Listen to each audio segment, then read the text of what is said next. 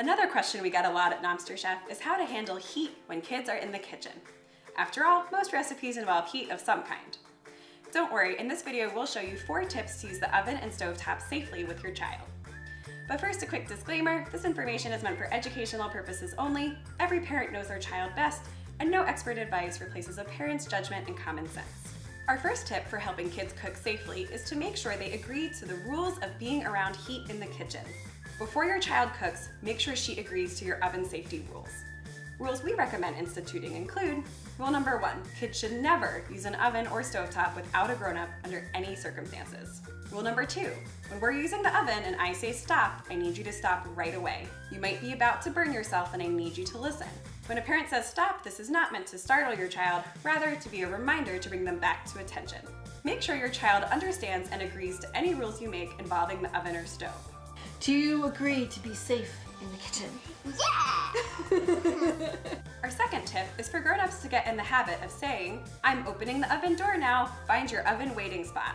Find a spot away from the oven door that your child can wait in every time, and teach your kid chef to stand there. It's probably a good idea to leave the job of putting things in and out of the oven to the grown-up chef, since kids have short arms and poor coordination.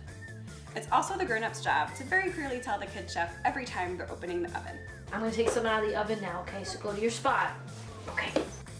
So it might be the grown-up's job to put food in the oven, but what about cooking on the stovetop? For that, we have our third tip: know your kid and practice first. When are kids old enough to help with stovetop cooking? Well, it depends on the individual child and the grown-up's comfort level.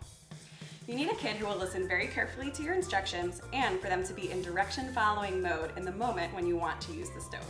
You know your kid best. Before jumping right in and turning on the oven or stove, we recommend doing a practice run first. You can have her show you how she would cook with the stove turned off. Give her a skillet and a wooden spoon and practice stirring. Or you can even practice at a play kitchen. This is a good way to introduce safe habits that your kid will remember when they actually start to cook with heat at a stovetop.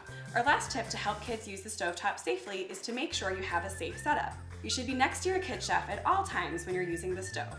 Make sure all ingredients and cooking tools are within arm's reach before you start cooking so that you never have to leave your little chef's side. It's unsafe to leave them alone even for a moment. If you need something away from the stove, have your kid chef step off the stool and wait until you return. As we mentioned in our knife safety video, you'll need a step stool that can get kids safely to cooking height. Remember that the stovetop should be about the same height as their waist. Be aware of your kids' belly, clothes, and hair. With the raised height, they will be much closer to the flame. And using long-handled tools or spoons is a great idea when working over a flame. This way, your child's hands are high and away from the flame. Whether she's stirring soup or making pancakes, using long utensils and encouraging your kid chef to keep her elbows and hands high will prevent her from bumping the hot pan. Although it might seem scary to let your kid use the stove, with these safety precautions, you can safely let your child learn to cook with heat.